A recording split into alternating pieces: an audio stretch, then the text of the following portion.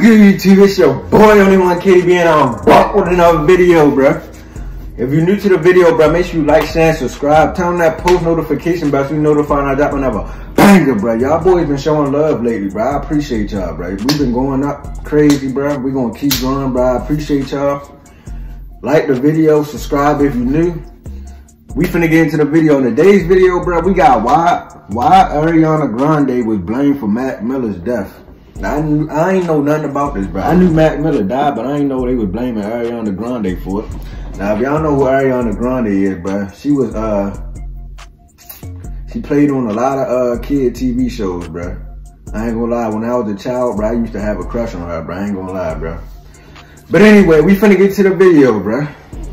Y'all boys ready? All right, bet. Let's get it, bro. Mac Miller died on September 7, 2018 from an accidental overdose. And the first person that was put in the crosshairs of the fans to blame was Ariana Grande. They had broken up months ago, but on May 14th of that same year, the breakup was still a fresh wound when Mac Miller had gotten arrested for drunk driving. It's not clear what was the real reason for him driving a car in that state, but people made the assumption that Mac missed good times when he and Ariana were together, and it was her fault that he went drunk driving and got into that incident. But there's a lot more to this story and their entire relationship. I met him when I was 19. We had loved and adored and respected each other since the beginning, since before we even met, just because we were fans of each other's talent. We weren't ready at all, though, to be together. It's just time. I ain't gonna lie, she was a good singer, though, bro. Some things, but the love has been there. I don't know if she's still single or not. The love story of Ariana Grande and Mac Miller was based on a supportive friendship that became something bigger. A response on Instagram started a course of collaborations and 2-year-long relationship. Somewhere in November of 2012, Ariana had asked her followers what their thoughts were on the Macy's Thanksgiving Day Parade. Among the responses, Mac Miller left his comment, "The Velvet Revival," which was the beginning of their conversation, which resulted in the first collaboration of the song, "Baby It's Cold Outside." After the success of their first collab in 2013, Ariana felt that Mac was a perfect addition to the track "The Way," which would become their most known song. I cut my vocal on it, and then Mac and I had been hanging out for a while at that point, and I was like, "I really want you to feature on this record. What do you think?" And he said, "Sounds like a hit to me." Bro, when I first heard that song and I seen the video, I didn't even know they was together. I thought it was just like, don't y'all know how like people be doing music videos and they just be playing parts in the video? Like they just be like almost like a movie almost. Like, I thought it was like that kind of, I didn't know they was really like together. I thought they were just doing it for the music video. But we finna continue, bro. Background of the video, viewers spotted Mac and Ariana flirting with each other and the video ended with the kiss. Obviously that made everyone talk. I didn't even know that was going to happen. And then we were shooting and the director was like, "This should happen." And I'm like, alright. After The Way, and the kiss was the talk of all the internet, both Ariana and Mac praised each other. Ariana was asked in an interview with Los Angeles Power 106 to rank the kiss from 1 to 10, and she said, "I'm gonna say a 1, just because of the cigarettes. But Mac is a great guy." While Mac was in awe of Ariana and said, "She's like the greatest person in the world. She's like an angel. She said She's very 1. Nice. She's a sweet girl." In 2016, She Mac Miller and Ariana Grande did another collaboration together on Ariana's song "Into You." After that, they visited the 2016 MTV Video Music Awards in each other's company, and in September, their relationship became official.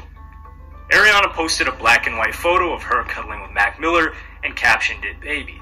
Later, Ariana visited the Ellen DeGeneres show and mentioned that it was crazy and the first time that she was talking about the relationship in public. In 2016, Mac Miller released the album The Divine Feminine, which was something of an ode to Ariana and spoke more about positive energy and love.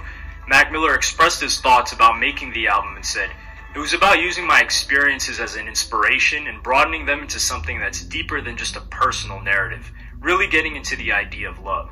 To me, love is the most beautiful emotion, and no matter what, you're overwhelmed. It's like nothing exists anymore. That's where we start, the blinding, overpowering love high. It gets into sex, issues, resolve. It goes through this path that applies not just to love of another person, but love in general, the feminine energy of the planet." Also, he recollected memories of his grandmother and stated, "My grandma has the best love story in the world. The story is what I've been chasing my whole life. Seeing her love for my grandfather has inspired me from both sides of the table in how a woman can treat a man and a man should treat a woman.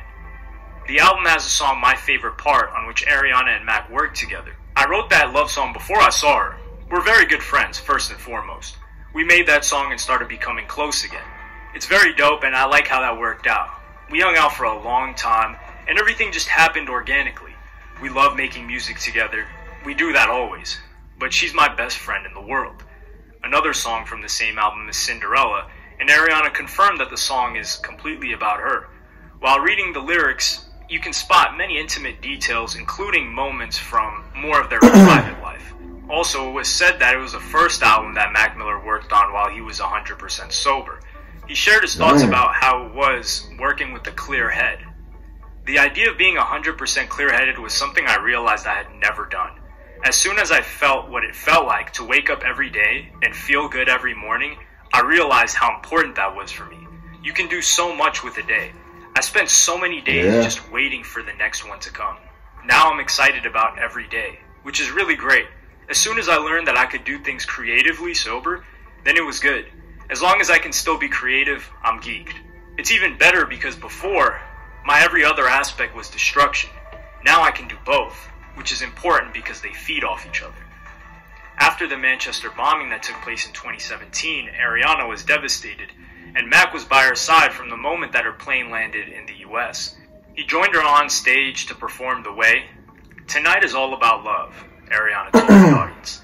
In June of 2017, Mac Miller wrote a very personal post on Instagram in which he congratulated Ariana Grande on her birthday.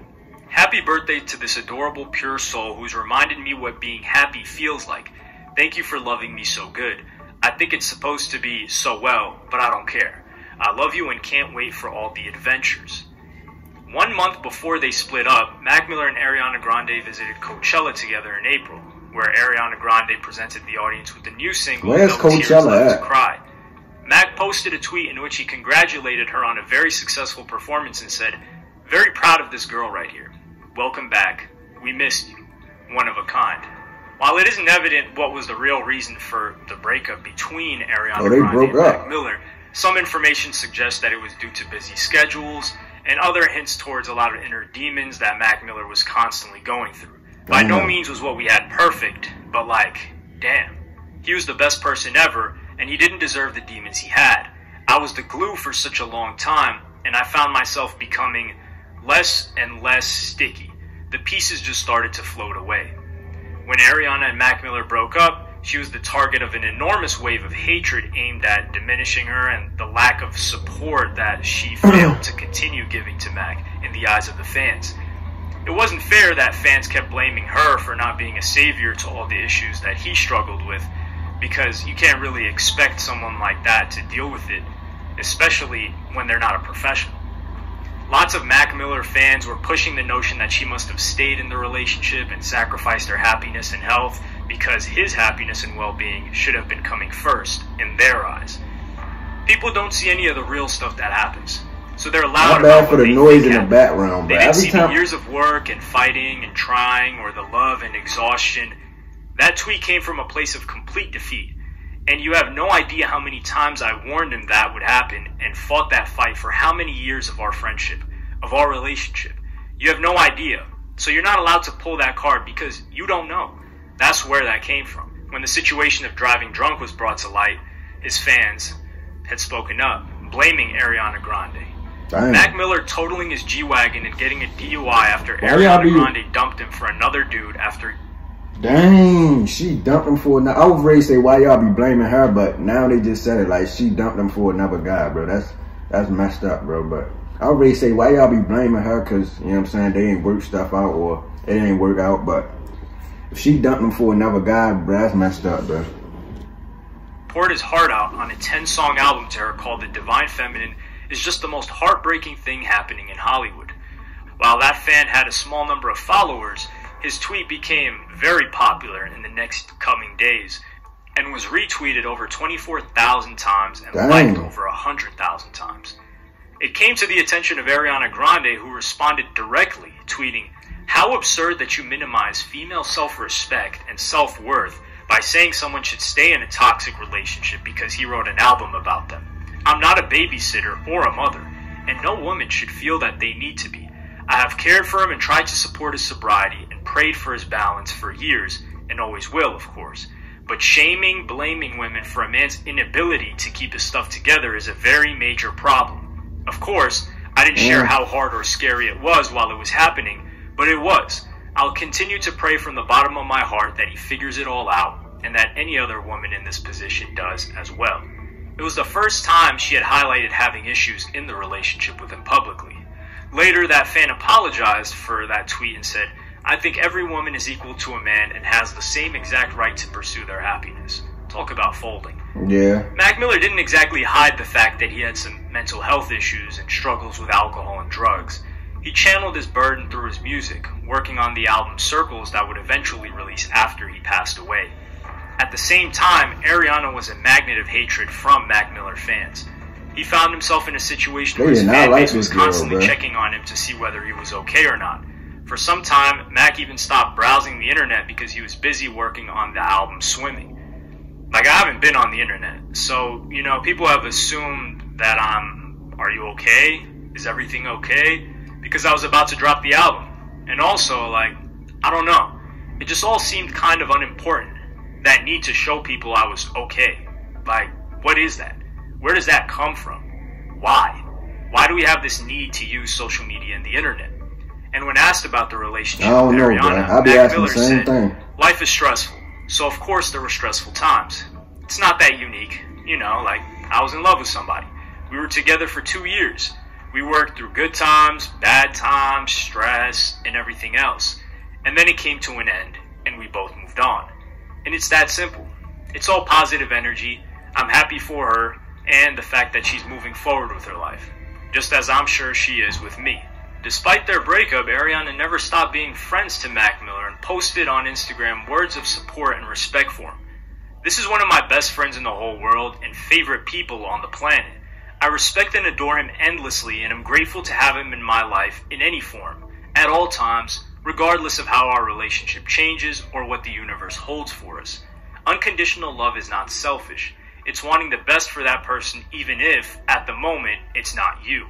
I can't wait to know and support you forever, and I'm so proud of you." Although a month had yet to pass since the breakup, Ariana was spotted jumping ahead into a new relationship with Pete Davidson, the stand-up comedian. And they started their relationship on May 21st. And just a month later, in June, the couple announced their engagement. When in a few months, Mac Miller tragically passed away from the accidental overdose, Ariana was devastated and wrote on her Instagram, "I adored you from the day I met you when I was 19, and I always will. I can't believe you aren't here anymore.